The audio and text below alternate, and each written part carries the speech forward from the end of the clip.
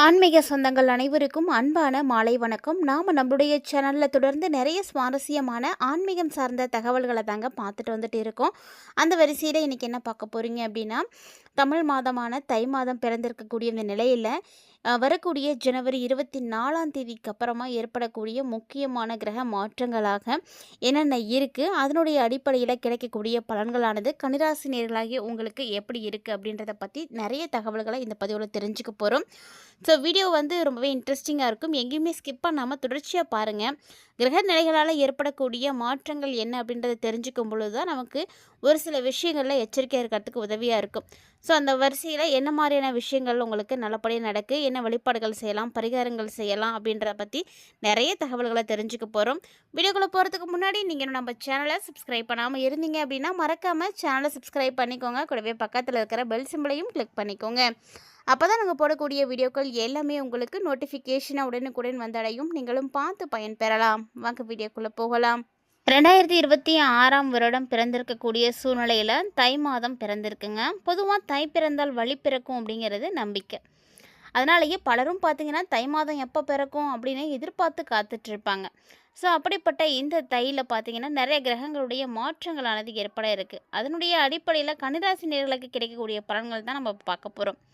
கன்னிராசி அன்பர்களுக்கு பார்த்திங்கன்னா பொதுவாகவே கன்னிராசிக்காரங்களுக்கு கோபம் அப்படின்றது அதிகமாக தான் வரும். ஸோ இந்த காலகட்டமும் பார்த்திங்கன்னா உங்களுக்கு அப்படித்தான் இருக்குது. கோபம் வந்து அதிக அளவில் ஏற்படக்கூடிய நேரமாக இருக்குது. அதனால் பார்த்து கவனமாக இருக்கணும். 4ஆம் இடமான சுகஸ்தானத்தில் எல்லா கிரகங்களுமே இருக்கிறாங்க. ஸோ இதனால் உங்களுக்கு வேலைப்பளுவும் அதிகமாக தான் இருக்கும். கொஞ்சம் கூட டைமே இல்லாத மாதிரி ஒரு ஃப்ரீயாகவே இருக்க முடியாதுங்க. வேலை அப்படின்றது அடுத்தடுத்து இருந்துகிட்டே இருக்கிற மாதிரி தான் இருக்கும். அதே மாதிரி மேலதிகாரிகளும் உங்களையே குறி வச்சு உங்களுக்கே நிறைய வேலை கொடுக்குற மாதிரி இருக்கும். உங்களையே டார்கெட் பண்ணுற மாதிரி இருக்கும். ஸோ இந்த மாதிரியான சூழ்நிலைகள்லாம் கண்டிப்பாக இருக்கும். வேலை செய்யக்கூடியவங்களுக்கெல்லாம் இந்த பாதிப்புகள் நிச்சயம் வந்து இருக்கும். அதாவது 3/8க்குரிய செவ்வாய் பகவான் 5வது இடத்துல இருக்கிறதுனால உங்களுக்கு வந்து மிகப்பெரிய அளவில் மாற்றங்கள் கண்டிப்பாக இருக்குது. அதுவும் பார்த்திங்கன்னா இந்த டைமில் உங்களுக்கு சொத்து பிரச்சனை நிச்சயம் வரும். சொத்து சார்ந்த விஷயங்களில் கவனமாக தான் இருக்கணும். ஏன்னா 5ஆம் இடம் அப்படின்னு சொன்னாலே அது சொத்து தான். சொத்து, குழந்தைங்க தொடர்பான விஷயம் இது எல்லாமே தான். இதிலெல்லாம் நீங்கள் எப்படி இருக்கணும்னா ரொம்ப ரொம்ப கவனமாக இருக்கணுங்க. குழந்தைகளாக இருக்கட்டும், குடும்பத்தினராக இருக்கட்டும், யாராக இருந்தாலுமே இந்த விஷயத்தில் கொஞ்சம் இணக்கமாக நீங்கள் வந்து நடந்துக்கோங்க. முடிஞ்ச அளவுக்கு விட்டு கொடுத்து போங்களேன். டென்ஷன் எல்லாம் நீங்களே குறைச்சிக்கோங்க. இப்போதைக்கு அந்த டென்ஷன் படுறது அப்படிங்கிறது தேவையில்லாதது தான். டென்ஷனை குறைச்சிக்கோங்க. வாழ்க்கை துணையோட உங்களுக்கு நிறைய சண்டைகள்லாம் வரும். அவங்கள்ட்ட சண்டை போடாமல் நடந்துக்கோங்க. அவங்கள்ட்ட வந்து சண்டை போடாமல் கொஞ்சம் அமைதியாக பேசுனீங்க அப்படின்னா மட்டும்தான் உங்களுடைய ப்ரெஷரை வந்து நீங்கள் வந்து குறைச்சிக்க முடியும். ஏன்னா சொத்து சார்ந்த பிரச்சனைகள் வரப்போகுது அப்படின்னு தெரிஞ்சாவே நிறைய வீட்டில் வந்து பயமும் கூடயே வந்துடும். என்ன நடக்க போகுது, என்ன மாதிரியான சண்டைகள்லாம் வரும் அப்படின்ற மாதிரி. ஸோ இந்த டைமில் நீங்கள் உங்கள் கூட இருக்கக்கூடிய லைஃப் பார்ட்னரோட கொஞ்சம் வந்து டைம் ஸ்பெண்ட் பண்ணுங்கள். நல்லபடியாக வந்து ஸ்பெண்ட் பண்ணிங்கன்னா உங்களுக்கு ஓரளவுக்கு வந்து இந்த மைண்டில் இருக்கக்கூடிய டென்ஷன், ப்ரெஷர் இதெல்லாம் வந்து குறையும். ஸோ அது மட்டும் இல்லாமல் தொழில் தொடர்பான விஷயங்களும் இந்த டைமில் கொஞ்சம் கவனமாக தான் இருக்கணும். அதுலேயும் சொத்து சார்ந்த பிரச்சனைகள் வரும்னு சொல்லியிருக்கோம். கன்னிராசிக்காரங்களாக இருக்கீங்கன்னா ரொம்ப ரொம்ப கவனமாக இருக்கணும். கோவப்படக்கூடாதுங்க. ஒருவேளை நீங்கள் சொத்து சார்ந்த விஷயங்களுக்காக கையெழுத்து எதுவும் போடுற மாதிரி இருக்குது அப்படின்னா கூட நல்லா வந்து டாக்குமெண்ட்லாம் படித்து பார்த்துட்டு அதுக்கப்புறமா கையெழுத்து போடுங்க. நீங்கள் பாட்டில் வந்து கோவத்தில் எதுவும் செஞ்சுட்டு வந்துட்டீங்க அப்படின்னா அதுவே உங்களுக்கு வந்து பிரச்சனையாக போயிடும். ஸோ கண்டிப்பாக கவனமாக இருக்கணும். 1/10ஆம் இடத்துக்குரியவர் 5வது இடத்துக்கு வராரு இல்லையா, அதனால் தொழில் வந்து நல்லாயிருக்கும். ஸோ கன்னிராசிக்காரங்க யாரெல்லாம் தொழில் செய்கிறீங்களோ நல்ல ஒரு யோகம் கிடைக்கும். பெரிய விஷயங்கள் நடக்கும். அடுத்த கட்டத்தை நோக்கி நீங்கள் போவீங்கன்னு வச்சுக்கோங்களேன். இது வரைக்கும் இருக்கக்கூடிய சூழ்நிலைகளில் இருந்து முன்னேற்றம் அடைய ஆரம்பிப்பீங்க. அது மட்டும் இல்லாமல் வேலை வாய்ப்புகள் நல்லாவே இருக்கும். வேலை வாய்ப்புகள்லாம் எப்போ நீங்கள் எதிர்பார்க்கலாம் அப்படின்னா மே மாதம் வரைக்கும் எதுவும் எதிர்பார்க்காதீங்க. மேக்கு அப்புறமா ஜூன் வருது பார்த்தீங்களா, அப்போ உங்களுக்கு வேலைக்கு போகிறதுக்கான வாய்ப்புகள் இருக்குது, யோகம் இருக்குது. ஜனவரி மாதத்துக்கு அப்புறமா குரு பகவான் உங்களுக்கு மீண்டும் ஒரு வாய்ப்பு கொடுப்பாரு. அதாவது எப்போ கொடுக்குறாருன்னா அது ஜூனில் தான் கொடுப்பாரு. அது வரைக்கும் கொஞ்சம் வெயிட் பண்ணி தான் ஆகணும். வேலை வாய்ப்புகளை வந்து பயன்படுத்திக்கோங்க, அதுதான் நல்லது. கன்னிராசிக்காரங்களை பொறுத்த வரைக்கும் 7ஆம் இடத்துல சனி பகவான் இருக்கிறார் அப்படின்றதுனால இந்த காலகட்டங்களில் உங்களுடைய மனசில் உங்களையே அறியாமல் காதல்லாம் மலர ஆரம்பிக்கும். ஸோ அதனால் அந்த விஷயத்துக்கு இடம் கொடுக்காமல் இருக்கிறது உங்கள் கையில் தான் இருக்குது. ஆனால் கண்டிப்பாக வாய்ப்பு நிறையவே இருக்குங்க.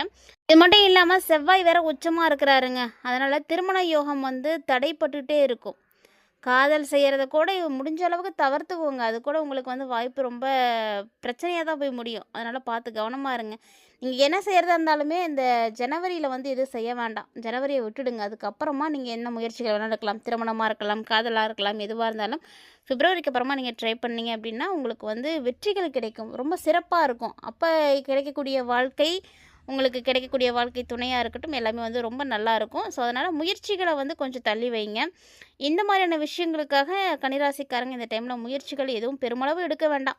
மிதுன ராசியில வக்ர இயக்கத்துல சஞ்சரிச்சு வரக்கூடிய குரு பகவானால கன்னிராசிக்கு பார்த்தீங்கன்னா 4 மற்றும் 7ஆம் வீடுகளுக்கு அதிபதியா இருக்கக்கூடிய குரு பகவான் வக்ரம் பெற்றிருக்கிறாரு அப்படிங்கும் பொழுது, கன்னிராசிக்காரங்களுக்கு நிறைய நன்மைகள் வந்து கிடைக்கும்.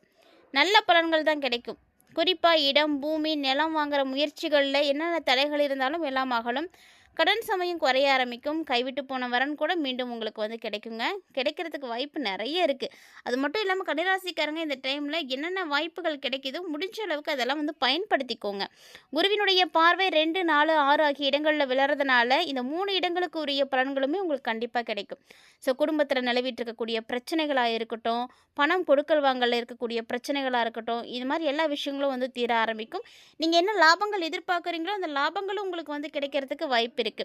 ஸோ வாடகை கட்டடத்துல தான் நீங்க இருக்கீங்க அப்படின்னா, இப்போ சொந்த இடத்துக்கு மாறுவீங்க. சொந்தமா வீடு கட்டி போகலாம், இல்ல சொந்த வீட்டுக்கு திரும்ப போகலாம். இந்த மாதிரியான விஷயங்கள்லாம் வந்து நடக்கும். அதே மாரி கன்னிராசிக்காரங்க இந்த டைம்ல உங்க அம்மாவோடைய உடல் நலத்துல பிரச்சனைகள் இருக்குங்க. அதாவது இதுவரைக்கும் பிரச்சனைகள் இருந்துட்டு இருக்கு அப்படின்னா, அத வந்து சரி பண்ணிடலாம். சரியாகும். பணியிடத்துல மேலதிகாரிகள் உங்களுடைய திறமைகள வந்து அங்கீகரிப்பாங்க. குடும்பத்துல என்ன பிரச்சனை வந்தாலும் அத சமாளிக்கக்கூடிய திறமைகள உங்களுக்கு வந்து குடுப்பாங்க. இது அதாவது கிரகநிலைகள் வந்து நல்லா இருக்கிறதுனால இந்த மாரியான பிரச்சனைகள் வரும் தான். பிரச்சனை வராதுன்னுலாம் சொல்லல. அத சமாளிக்கிறதுக்கான எல்லா வழிகளையுமே, எல்லா திறமைகளையுமே உங்களுக்கு வந்து கொடுப்பாங்க. அதன் மூலமா நெறைய பிரச்சனைகளுக்கு நீங்க இந்த டைம்ல தீர்வும் காண்பீங்க. புதன் பகவான் பார்த்தீங்கன்னா, இந்த காலகட்டங்கள்ல கன்னி ராசியினுடைய ராசிநாதனாகவும் 10ஆம் இடத்துக்கு அதிபதியாகவும் இருக்கக்கூடியவர். மறைந்த புதனால் நிறைந்த தனலாபம்னு சொல்லுவாங்க இல்லையா? அந்த மாரி புதன் பகவான் இப்போ சஞ்சரிக்கக்கூடிய இந்த ஒரு காரணம் பார்த்தீங்கன்னா, எல்லா தடைகளையும் வந்து விலக்கி கொடுப்பாரு. புதிய முயற்சிகளுக்கு வெற்றியை கொடுப்பாரு. உத்தியோகம், வெளிநாடு இது சம்மந்தமான விஷயங்கள்ல உங்களுக்கு நல்ல விஷயங்களா நடக்கும். அதேபோல ஊதிய உயர்வு குறித்த பேச்சுவார்த்தைகள்லாம் நல்லபடியா முடியும். திட்டமிட்டு நீங்க ஒவ்வொரு காரியத்தையும் செஞ்சீங்க அப்படின்னா, ஒண்ணொண்ணும் நிறைவேறுங்க. எடுத்த உடனே எல்லாத்துலேயுமே நீங்க வெற்றிகள பார்க்க முடியாது. அதேபோல கடன் தொல்லையால அவதிப்பட்டுட்டு இருக்கக்கூடிய கன்னிராசிக்காரங்களா இருக்கீங்கன்னா, கடன்கள அடைக்கிறதுக்கான புதிய வழிகள் வந்து உங்களுக்கு வந்து பிறக்கும். இதுக்கு உங்களுக்கு சப்போர்ட்டிவா யார் இருக்க போறாங்க அப்படின்னா, உங்களுடைய பேரண்ட் தான். பெற்றோர்களுடைய ஆதரவு உங்களுக்கு கிடைக்கும். ஒரு சிலருக்கு உத்தியோகத்தில மாற்றங்கள் கிடைக்கும். சுக்கிரன் வேற பயிற்சியாக போறாருங்க. பிப்ரவரி 7ஆம் தேதி அன்னைக்கு சுக்கிரன் பயிற்சி ஆகுறாரு. எங்கன்னா கும்பராசிக்கு போறாரு. சுக்கிர பகவான் கன்னிராசிக்கு 2 மற்றும் 9ஆம் வீடுகளுக்கு அதிபதியா இருக்கக்கூடியவர். அவருடைய பயிற்சி குடும்ப உறவுகள்ல நல்ல முன்னேற்றத்த கொடுக்கும். ஆடை வாங்குறது, ஆபரணம் வாங்குறது, இது மாரியான யோகங்கள்லாம் கிடைக்கும். அதேபோல நெறைய பழைய வாகனங்கள் நீங்க வச்சிருக்கீங்க அப்படின்னா, அதெல்லாம் வித்துட்டு புதுசா வாகனம் வாங்குவீங்க. பெற்றோர் வழியில உங்களுக்கு ஆதரவு கிடைக்கும். போட்டி, பொறாமை இது எல்லாமே வந்து அதிகமா உங்களுக்கு இருக்கு. அதிகமா இருந்தாலுமே கூட எல்லாத்தையும் மீறி தான் நீங்க இப்போ வந்து உங்களுடைய வாழ்க்கைய வந்து நடத்திட்டு இருக்கீங்கன்னு சொல்லணும். ஸோ வெற்றி நடை போடக்கூடிய நேரம் வந்தாச்சு. எல்லாத்தையுமே இன்னுமே வந்து கடந்து வர போறீங்க. அதாவது வியாபாரம் செய்யக்கூடியவங்களுக்குலாம் லாபம் வந்து அள்ளி கொடுக்கும். ஸோ கன்னிராசிக்காரங்க எதுவும் வியாபாரம் செய்யக்கூடியவங்களா இருக்கீங்கன்னா, தைரியமா இருங்க. பயப்படாதீங்க. வணிகத்தில புதிய ஒப்பந்தங்கள் உங்கள தேடி வரும். இதே கல்வி பயிலக்கூடிய மாணவர்களா இருந்தீங்க அப்படின்னு வச்சுக்கோங்களேன், நீங்க நல்ல வெற்றி பெறணும் கல்வியில அப்படின்னா, அதற்குரிய முயற்சிகள கண்டிப்பா செய்யணும். எதுவுமே செய்யாம வெற்றிய மட்டும் எதிர்பார்க்கக்கூடாது. உறவினர்கள் இருக்காங்க அப்படின்னா, அவங்களோடையும் பகை உருவாகும். அதுக்கு வாய்ப்புகள் நெறைய இருக்கு. ஸோ இந்த மாரி எக்கச்சக்கமான விஷயங்கள் வந்து நடக்க இருக்கு. இதில எல்லாத்துலயுமே நீங்க தான் கவனமா இருக்கணுங்க. கிட்டத்தட்ட கன்னிராசிக்காரங்களுக்கு பார்த்தீங்கன்னா, இது மாரியான வாய்ப்புகள் எல்லாமே இந்த காலகட்டங்கள்ல கிடைக்கும். ஜனவரி 24லேருந்து நீங்க இதெல்லாம் எதிர்பார்க்க ஆரம்பிச்சுடுங்க. இதெல்லாம் நடக்கும். ஏன்னா ஜனவரி 24க்கு அப்புறமா உங்களுக்கு புதனுடைய பயிற்சி இருக்கு. சுக்கிரனுடைய பயிற்சி இருக்கு. ஸோ இது எல்லாமே வந்து அதுக்கப்புறமா தான் மாறப்போறாங்க.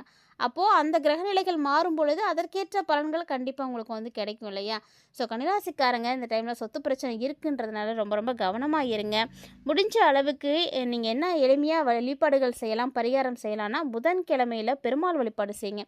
பெருமாள் கோவிலுக்கு போயி கொஞ்சமா துளசி மாலை வாங்கி அர்ச்சனை செய்து வழிபாடு செய்யுங்க. இது வந்து செய்யறதுனால உங்களுடைய தடைகள் எல்லாத்தையுமே வந்து போக்கிக் கொடுக்கும். உங்களுடைய வாழ்க்கையில இருக்கக்கூடிய எல்லா பிரச்சனைகளையும் தீர்த்து கொடுக்கும். அதே மாரி விஷ்ணு சகஸ்கரநாமத்தை வந்து பாராயணம் செய்யுங்க. பாராயணம் செய்ய தெரியாதவங்களாம் நீங்கள் வீடியோஸ்லேயே இப்போலாம் வருது போட்டு கேளுங்க, கூட இல்லைன்னா சொல்லுங்கள். இதெல்லாம் சொல்கிறதுனால உங்களுடைய மனசுக்கு வந்து அமைதி கிடைக்கும். அதே போல் நரசிம்மருக்கு நீங்கள் பானகம் செய்யுங்க. பானகம் வந்து நைவேத்தியமாக செய்து வழிபாடு செய்யுங்க. இது எல்லாத்தையும் செய்ய முடியாதவர்கள் உங்கள் வீட்டுக்கு பக்கத்துலையோ இல்லை ரோட் சைட்லேயோ கண்டிப்பாக கோவில்கிட்டேயோ யாராவது ஏழை எளியவர்கள் இருப்பாங்க இல்லையா, அவங்களுக்கு உதவி செய்யுங்க. உங்களால் முடிந்த உதவி செய்யுங்க. கல்விக்காக செய்யலாம், உணவுக்காக, இந்த மாதிரி உங்களால் என்ன உதவி அவங்களுக்கு செய்ய முடியுமோ அந்த உதவியை செய்யுங்க. முடிந்ததை செஞ்சீங்க அப்படின்னாலே போதும், நல்ல ஒரு மாற்றங்கள் கண்டிப்பாக பார்க்கலாம். ஸோ எதுவுமே வந்து கஷ்டப்பட்டுட்டோ கடன் வாங்கிட்டோ அப்படிலாம் வந்து செய்ய வேண்டியது கிடையாதுங்க. பரிகாரம் அப்படிங்கிறது நம்மளுடைய ஆத்ம திருப்திக்காக நம்ம வந்து செய்துக்கிறோம். ஸோ எந்த கடவுளும் எனக்கு இதுதான் செய்யணும் அப்படின்னு கேட்கறது கிடையாது. இதையெல்லாம் புரிஞ்சுக்கிட்டு உங்களால் முடிந்ததை செய்யுங்க. கண்டிப்பாக நல்லது நடக்கும். நம்பிக்கையோடு செய்யுங்க. இந்த வீடியோ பதிவில் நிறைய தகவல்களை கன்னிராசி நேயர்களாகிய நீங்கள் பார்த்து தெரிஞ்சுட்டு இருந்திருப்பீங்கன்னு நினைக்கிறேன். கட்டாயமாக பதிவும் உங்களுக்கு பிடிச்சிருந்துருக்குன்னு நினைக்கிறேன். அப்படி ஒரு வேளை பிடிச்சிருந்ததுன்னா லைக் பண்ணி ஷேர் பண்ணுங்கள், மறக்காமல் கமெண்ட் பண்ணுங்கள். மேலும் இது போல் நிறைய இன்ட்ரெஸ்டிங்கான தகவல்களோட மற்றும் ஒரு சுவாரஸ்யமான ஆன்மீக தலைப்பில் சந்திக்க